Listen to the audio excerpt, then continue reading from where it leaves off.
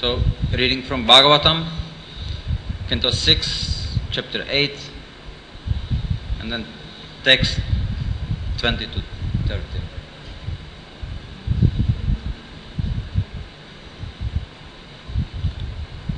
So I read the translation of the first verses and then we'll read the last one. So reading from the text 20, translation by Srila Prabhupada. May Lord Keshava protect me with his club in the first portion of the day, and may Govinda, who is always engaged in playing his flute, protect me in the second portion of the day. May Lord Narayan, who is equipped with all potencies, protect me in the third part of the day, and may Lord Vishnu, who carries a disc to kill his enemies, protect me in the fourth part of the day. Purport. According to Vedic astronomical calculations, day and night are each divided into 30 ghatikas, or 24 minutes, instead of 12 hours. Generally, each day and each night is divided into 6 parts, consisting of the 5 ghatikas. In each of these 6 portions of the day and night, the Lord may be addressed for protection according to different names. Lord Keshava, the proprietor of the holy place of Mathura, is the Lord of the first portion of the day, and Govinda, the Lord of Vrindavan, is the master of the second portion. And text 21. May Lord Madhusurana, who carries a bow, very fearful for the demons, protect me during the 5th part of the day. In the evening, may Lord Madhava, appearing as Brahma, Vishnu, and Maheshwar, protect me, and in the beginning of the night, may Lord Rishikesha protect me. At the dead of night, in the second and third parts of night, may Lord Paramanabha alone protect me. May the Supreme Personality of Godhead, who bears the Srivatsa on his chest, protect me after midnight until the sky becomes pinkish. May Lord Janardana, who carries a sword in his hand, protect me at the end of night, during the last 4 ghatikas of night. May Lord Damodar protect me in the early morning, and may Lord Vishveshvara protect me during the junctions of the day and night.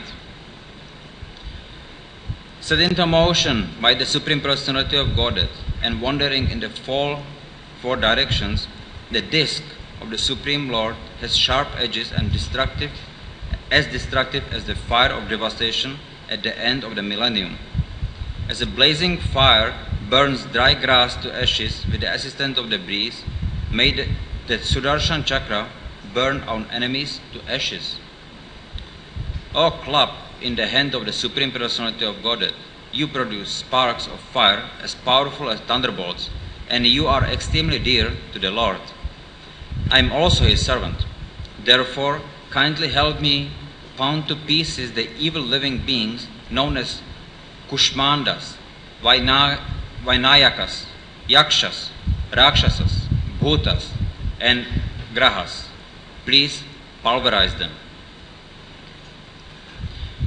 O best of consuls, O Panchajanya, in the hands of the Lord, you are always filled with the breath of Lord Krishna.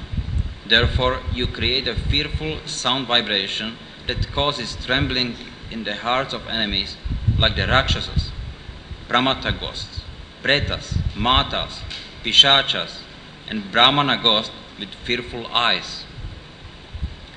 O King of sharp-edged swords, you are engaged by the Supreme Personality of Godhead. Please, cut the soldiers of my enemies to pieces. Please, cut them to pieces. O shield marked with the 100 brilliant moon-like circles, please cover the eyes of the sinful enemies. Pluck out their sinful eyes. May the glorification of the transcendental name, form, qualities, and paraphernalia of the Supreme Personality of Godhead protect us from the influence of bad planets, meteors, envious human beings, serpents, scorpions, and animals like tigers and wolves. May it protect us from the ghosts and the material elements like earth, water, fire, and air, and may it also protect us from lightning and our past sins.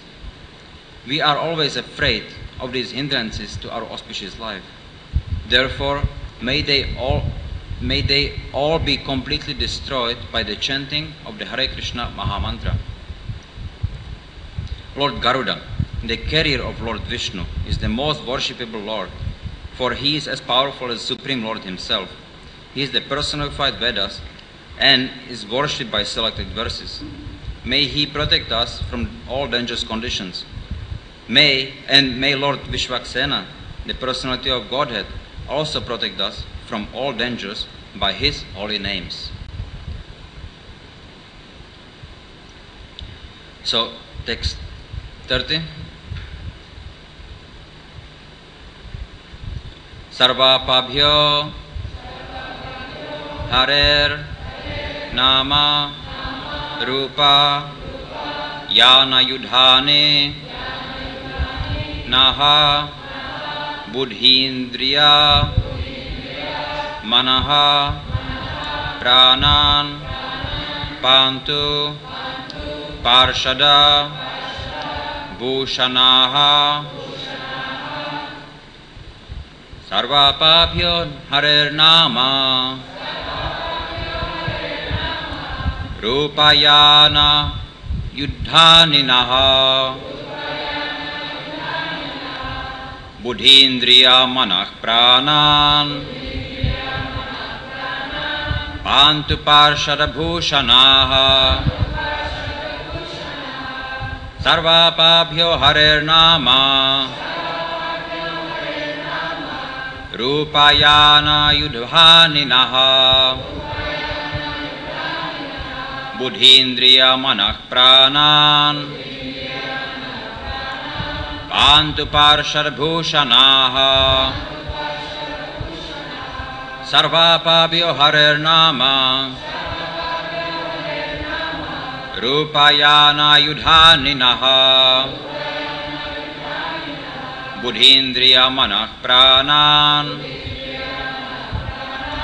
Pantu Parshad Bhushanaha.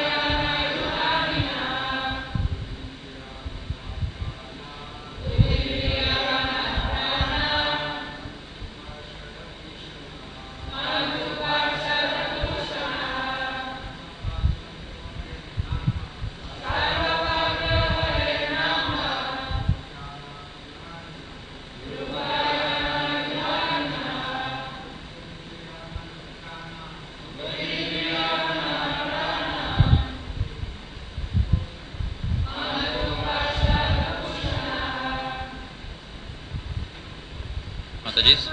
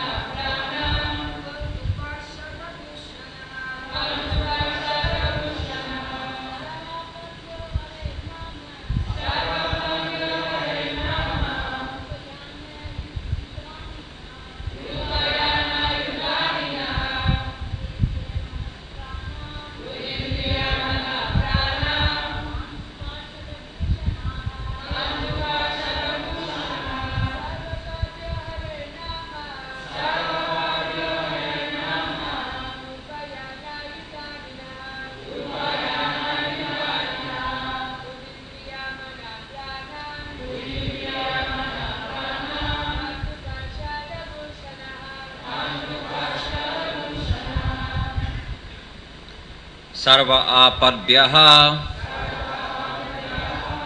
from all kinds of danger. Harehe of the Supreme Personality of Godhead. Nama, the holy name. Rupa, the transcendental form. Yana, the carriers. Ayudhani, and all the weapons. Naha, our. Buddhi, intelligence. Indriya, senses. Manaha, mind. Pranan, life air. Pantu, may they protect and maintain. Parshada Bhushanaha, the decorations who are personal associates. Translation by Srila Prabhupada.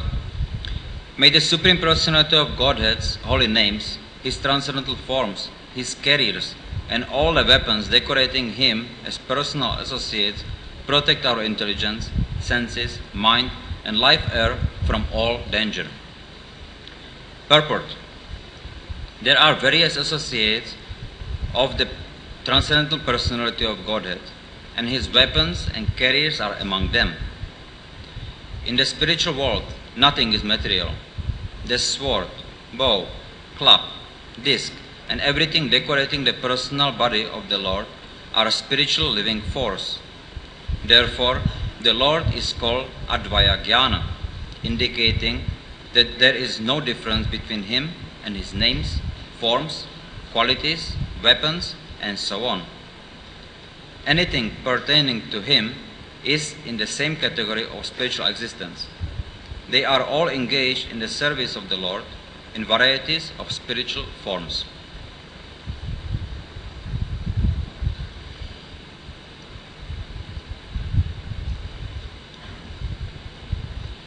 So here we hear the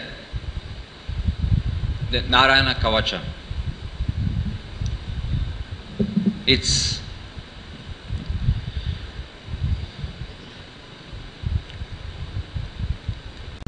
is very important to understand then our position,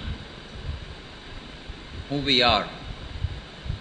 We need to clearly understand the sambandha of who we are, who is the Lord, and what is our relationship with the Lord.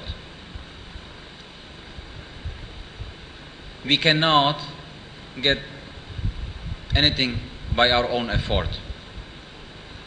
It will be foolish to think like that. In fact, Sri Vishwanath Chakravarti Thakur, he mentions that there are 6 aspects to surrender. Then one of these is that the devotee should never think that he is capable of doing anything on his own.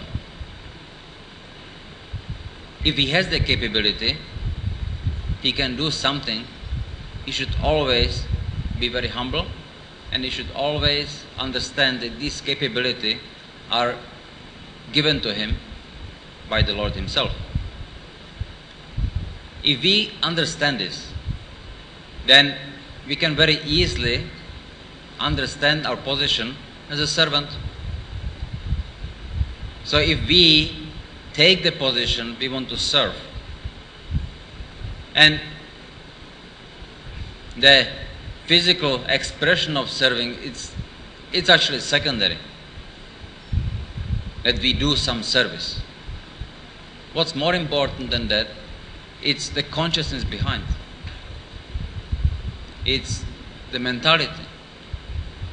We need to accept that we are the servants. Now, as a servants, then we should also accept the way how the Lord wants us to serve.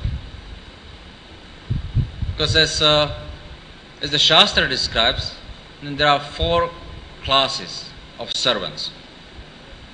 The first class servant is a servant whom the master doesn't have to tell anything. He understands. He sees what needs to be done, he does it without being told, and he does it perfectly.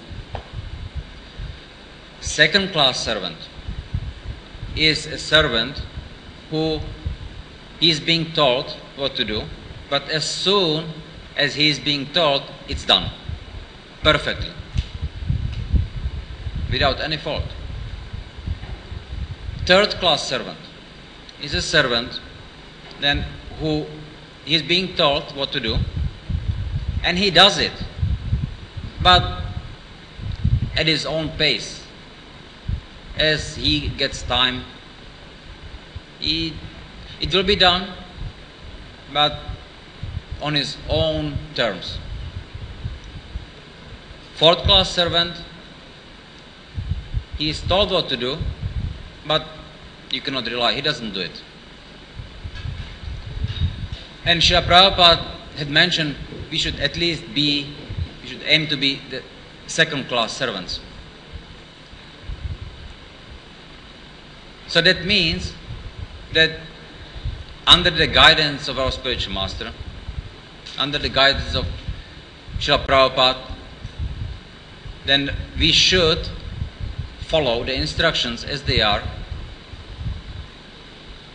We should very much contemplate and discuss. We should be eager to understand and to know what it is that we should follow. Not that we should think that we are following and interpret it our own way. We should be sure. So, it is important to understand that as we are the servants, and if this is our desire, then okay, what the master wants. Then Krishna, he explains through the acharyas, right, his followers. And we have Srila Rupa Goswami, who describes for us in the Nectar of Instruction what we should do. He tells us then how do we come from the platform with a minimal faith, shraddha, just have some faith, something that you want to do something for the Lord, up to the highest level. So he describes first, take care of your own senses, control your own mind. Then he tells us what we should avoid to be able to become stronger in the desire, in our determination. Then once we are somewhat determined that, okay, I want to give these up, when we become stronger, okay, then he describes what we should do, what activities we should perform for the sake of developing relationships, the loving relationships among the devotees. And ultimately, these relationships then they grow among the devotee, the jiva, as the jiva becomes more and more purified, so between the jiva and the Lord. So instructions are given. In Nectar of Devotion, Srila Rupa Goswami, he describes then the process, how we should do it, what we should avoid it, what we should accept it. So we see the acharyas are giving us these instructions. Then Sanatana Goswami, he writes instructions one by one how a Vaishnava should act. Gopal Bhatta Goswami, he gives us the wonderful guide for the grihasthas in the form of samskaras. Right? Then all these are meant to help us. Then Bhaktivinoda Thakur, right, he wrote so many books on how to explain devotional service from many angles so that anybody can understand. He writes a novel, Jaiva Dharma, and in that he describes the process of one being completely in Maya, actually being Mayavadi, and the process of how he first gets the initial faith, the Shraddha, and from that how by association then he progresses to the stage of prema. In wonderful way he explains that. In that book he also shows the proper dealings with the Vaishnavas, among the Vaishnavas. How we should act, what we should do, the culture, the etiquette, everything is in that book. In another book, Chaitanya Shikshamrita, then Bhaktivinoda Thakur, he explains the philosophy of the Vaishnava culture.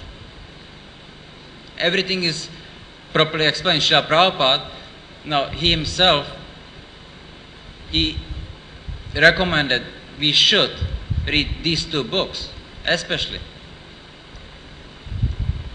Chaitanya Shikshamrita and Jaiva Dharma.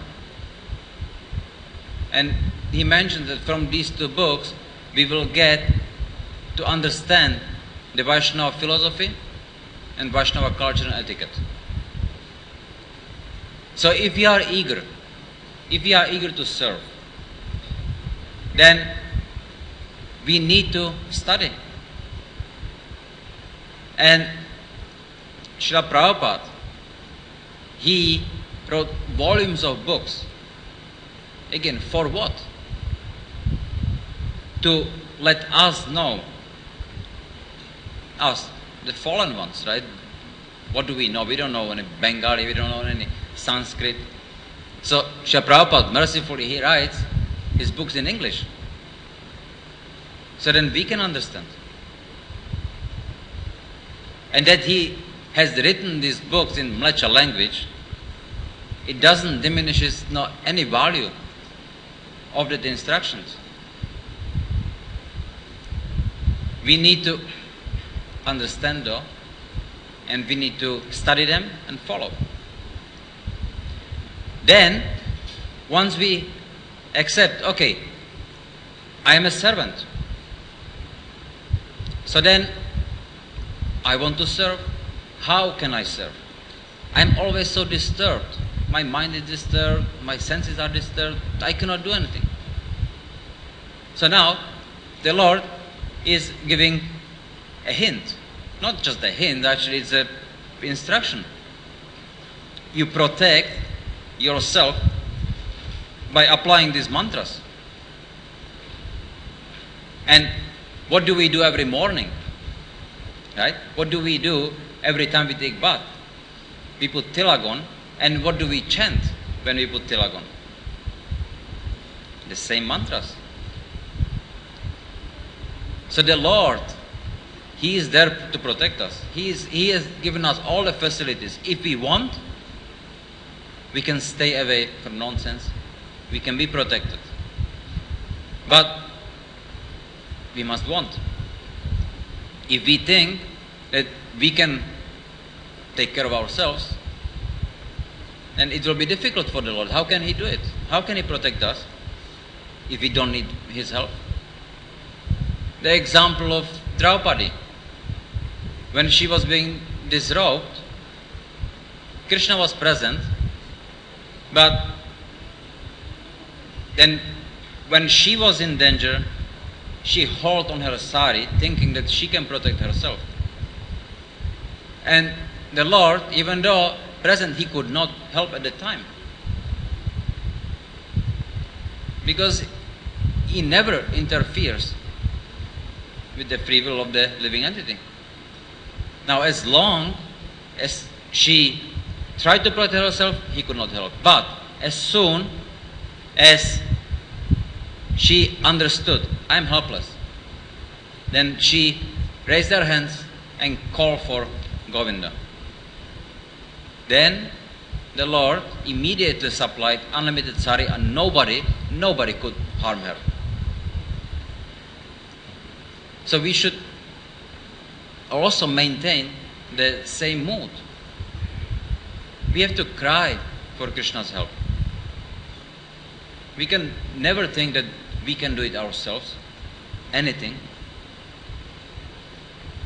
If that's so, if we actually get this mood, then Krishna is more than willing to come and give us all the instructions. Send the association. But again, we must be willing. We must want that.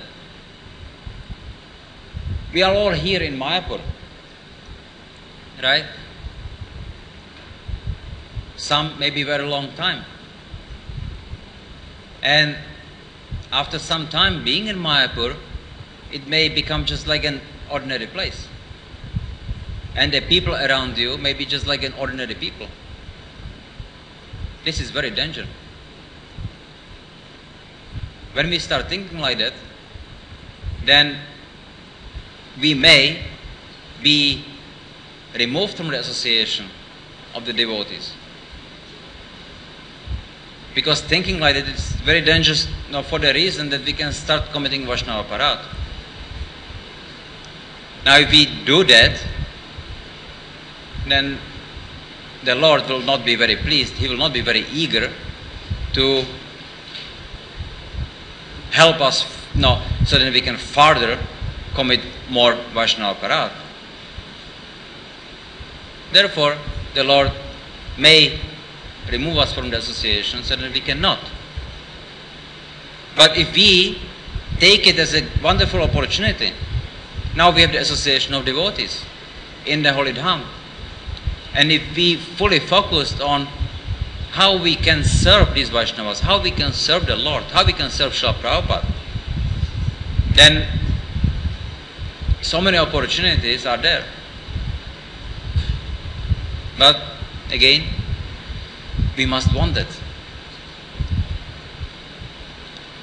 So we should be more discussing, more contemplating about devotional service, studying Srila Prabhupada's books. And not just that, we should also be acting on what we read, what we study.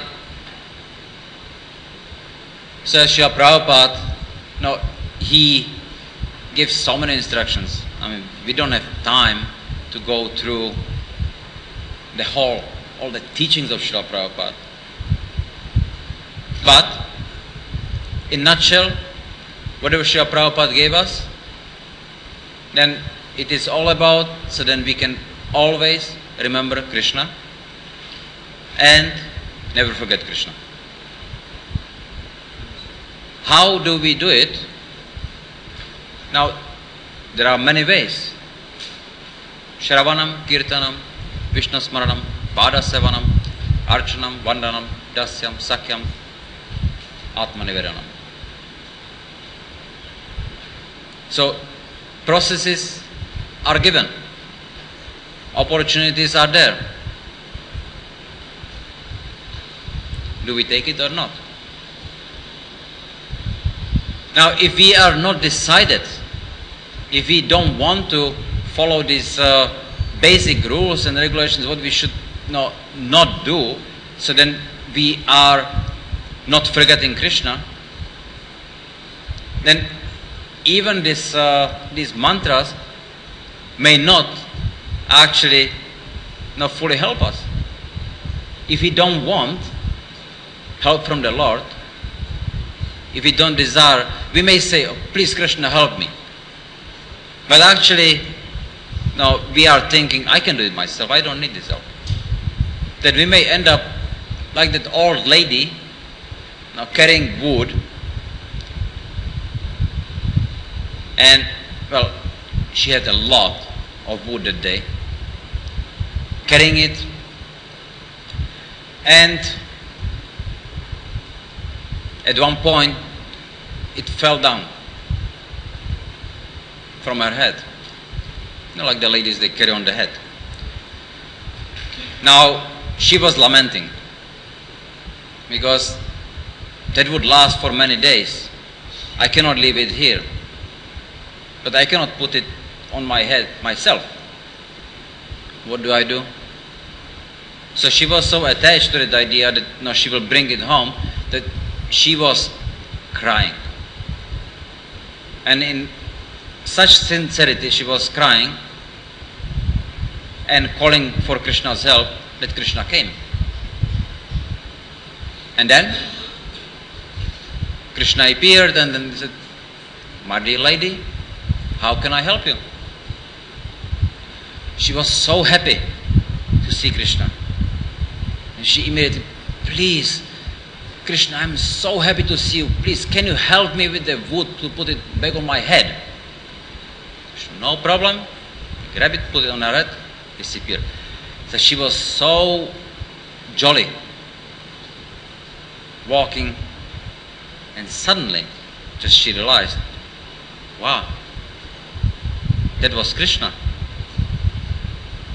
I could have asked anything, but instead I just asked to put back the wood which I am carrying, the attachment on my head.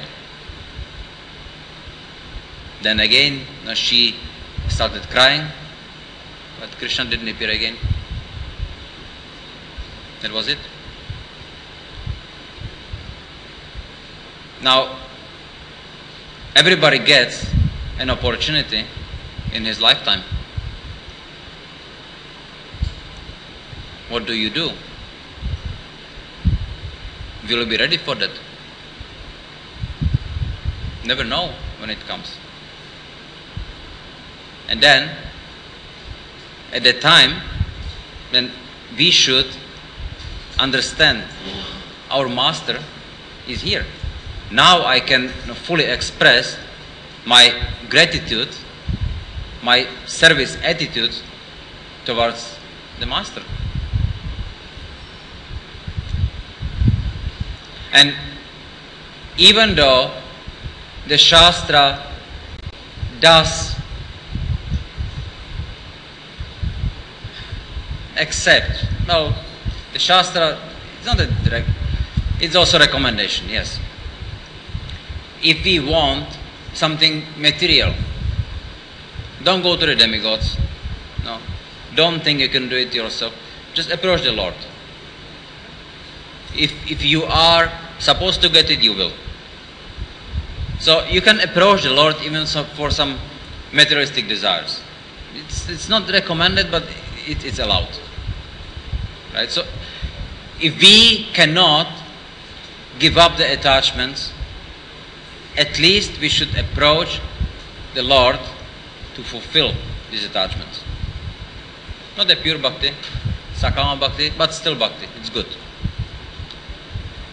But then we should take example from Dhruva Maharaj. He also approached the Lord for materialistic desires. He wanted a kingdom greater than Lord Brahma's, and he wanted to take revenge on his stepmother. Okay? Yeah, I mean, he was hurt, right? So then it's understood. He has the right to take revenge. 5-year-old boy. Okay. Now, Narada Muni, seeing the determination, seeing that he could have achieved something, then he tricked him. So he said, okay, you want to do that? You want to achieve that? So the best, just chant the holy name. So he gave him the mantra, and Dhruva Maharaj, very faithful. So he was just chanting Om Namo Bhagavate Vasudevaya. by that chanting, with the full focus and determination, within 6 months, then he achieved. He saw the Lord. As soon as he saw the Lord, then he forgot all his attachments, desires. He forgot about anything else than the Lord. And he was so happy to see the Lord. Then Lord gave him the benedictions, even though he didn't want them at the end. And then he disappeared. So he was extremely blissful, Dhruva Maharaj. But after that, he was lamenting that he was so foolish to approach the Lord for materialistic desires. And Srila Prabhupada, then he points out, if we do not want to end up lamenting like Dhruva Maharaj, we should not approach the Lord for materialistic desires.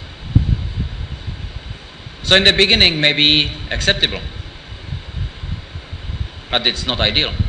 We should still work out our way to become the perfect servant. The servant of the servant of the servant of the gopis. So how do we do that? It is only possible in association of the Vaishnavas, Sadhu Sangha.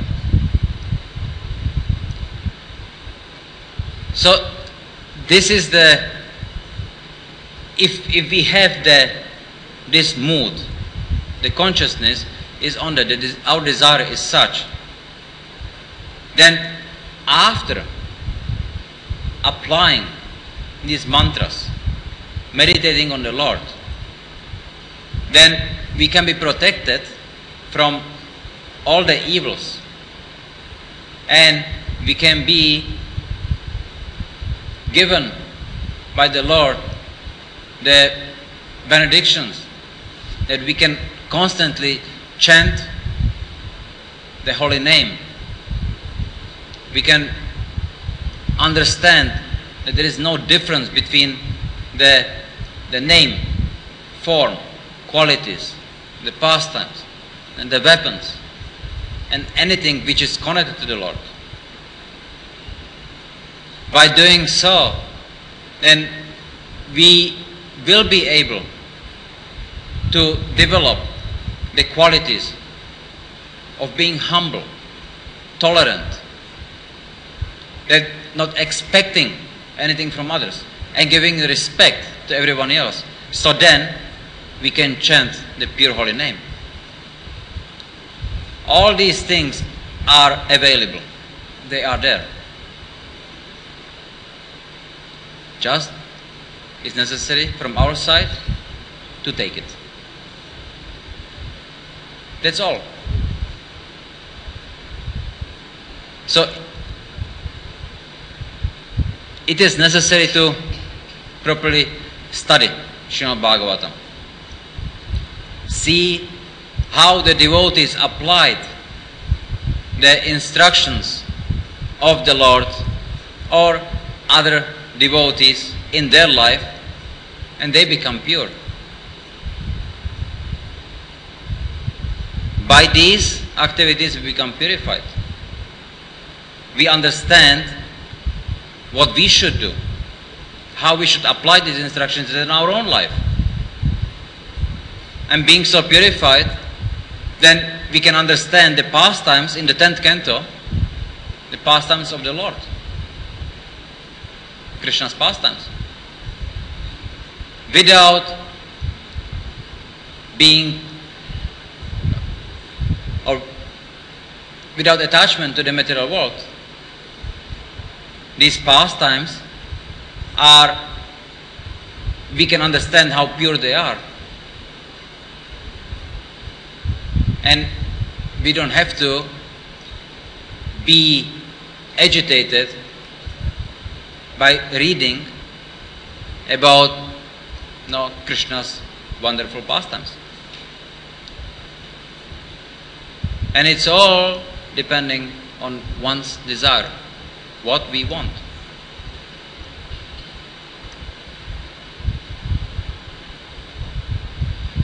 Hare Krishna. Any questions? Yes. Hare Krishna. Thank you, Prabhuji. Prabhuji, my question is that sometimes we do devotional service and we are not getting the right response, good response. Then how can we understand that God and Krishna is pleased or not?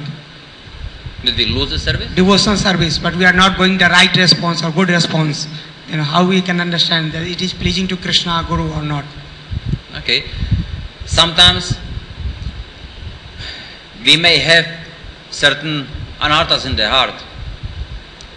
Now, doing devotional service, it's always beneficial. And if we are thinking how to benefit the Lord, how to benefit the devotees, whatever reactions we get, it's always good. You are talking about losing some service and or how do we take it if something bad comes? Look at the Pandavas. How should they think? What's wrong? We are Krishna conscious and everything is against us. Now, should that make them into atheists? No, Krishna is not protecting us. He is not helping us.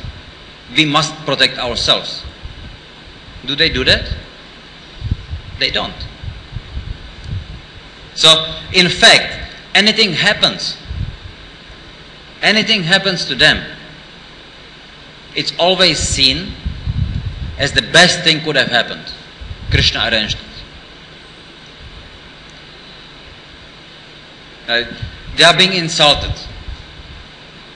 Now, they protect the dharma. So they don't want to go against. Even though the Kauravas are adharmic, they will not be. They don't want to be. So they suffer. Now the Lord is supposed to come and protect the devotees. So somebody may say, the Lord is not doing that. But the Pandavas are of different opinion. They see Krishna's hand in every activity.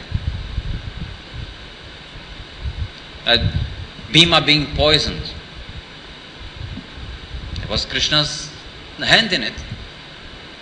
They all being burnt in the house of Lag. Krishna's hand. And now, why was it like that? Somebody who may not be a devotee, somebody who doesn't understand Krishna's activity, somebody who doesn't understand Krishna, may have a doubt. But a devotee, he sees it as a wonderful opportunity to render devotional service. So we may think, only if devotional service, our service goes well, then everything is good. And if it doesn't go well, oh, Krishna is angry, I should not do it. But it's not like that. There will be obstacles. These obstacles are meant for us. There are some anarthas, we have some attachments. So we are doing the devotional service, but maybe the mentality is still that I am doing it.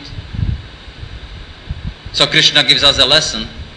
I don't need you to do that. I am giving you opportunity to do something. So when we understand this, then we can, as Queen Kunti, pray for the calamities.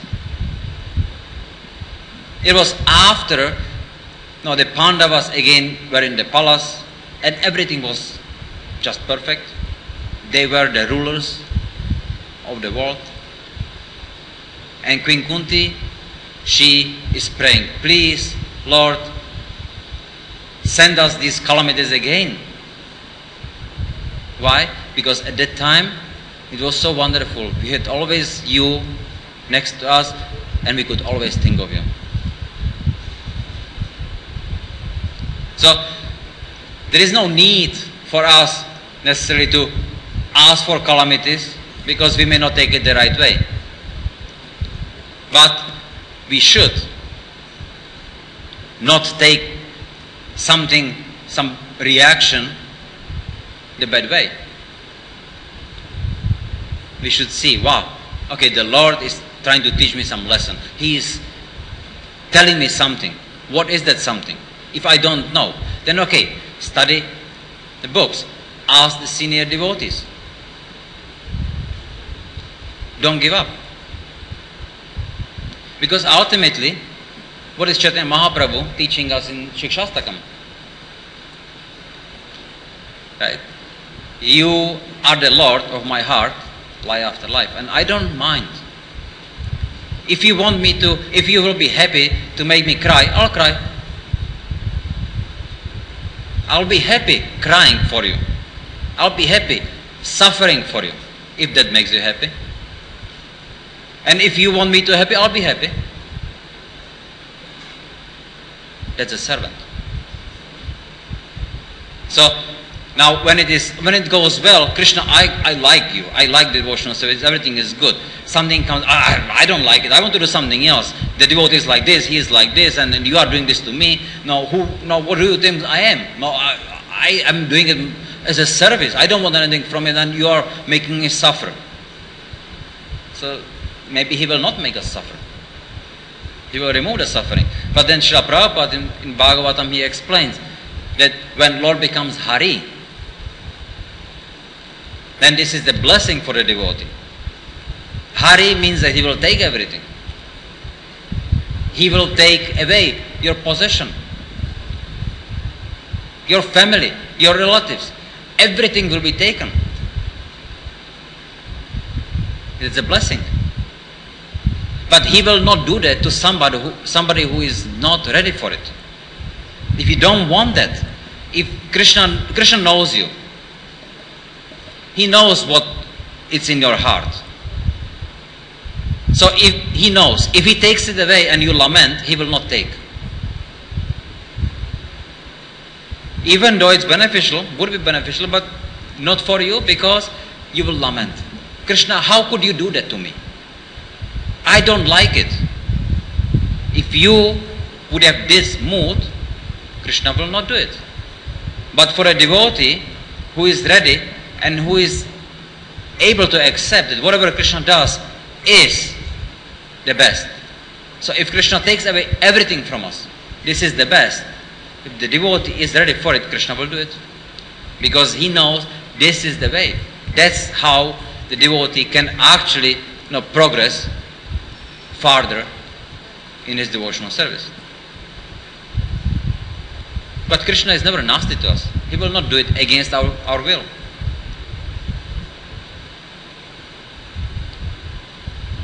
So when we see these little calamities, little problems coming, we should not be in distress. We should be happy. That there is something which we can learn from. But we should be always seeing it. Okay, what is the cause of the problem? How do I cause this problem? We should see it in connection with us. Not that person is a problem.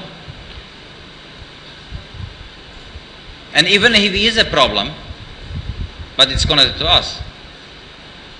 Why? Before we start getting all angry and agitated, we should contemplate, we should think, why is it happening? And there is always an answer. Sometimes, as you told, that sometimes Krishna puts us in difficult situation, and sometimes due to our own artha, we are in difficult situation. Then how we can consider this? Is Krishna blessing? He's just testing us to put us in difficult situation, or just we are getting it due to our own anarthas? So it's really difficult to discriminate. Look, the material nature, Mahamaya, she has the role to test us, to purify us, so then we can be eligible to go back to Godhead. Now, how she does it? I mean, she is expert. She does everything perfectly based on Krishna's instructions.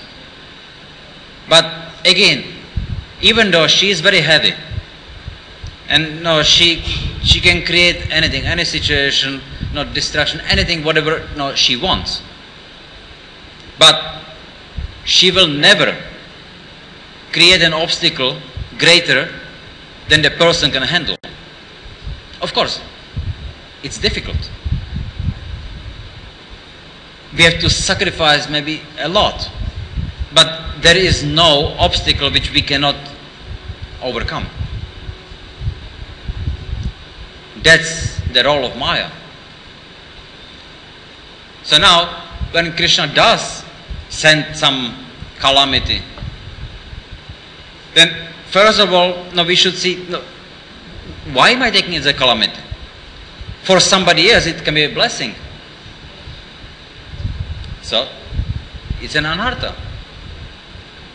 Something in it. So, how do we perceive it? How do we see it? Contemplate. We have to study Prabhupada's books. We have to, associate with the devotees, discuss. Ask the Vaishnavas.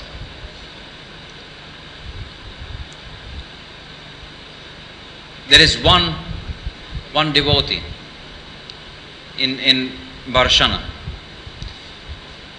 He is there, probably from very young age, and maybe he's like in 40s, 50s. He's serving there. He sweeps the floors. He does service there. He spends most of the day in the temple of Srimati Radharani. When devotees are coming there, then he is coming, he is begging, please, please, I need your help. What help can we give? You are so wonderfully situated. You are doing wonderful service. No, we should take help from you. Now, he is very desperate. And now his lamentation is, he knows he had been there in the temple, engaged like that, for last 8 lifetimes. And he cannot go back to Goloka. He is, but he is not. And he doesn't know why. Something is not happening for him right. There is something which he is not doing right. He doesn't know what. So that's the reason for lamentation. But from our point of view, well, he is so perfectly situated. So we should be very eager to try to understand and not to make the same mistake.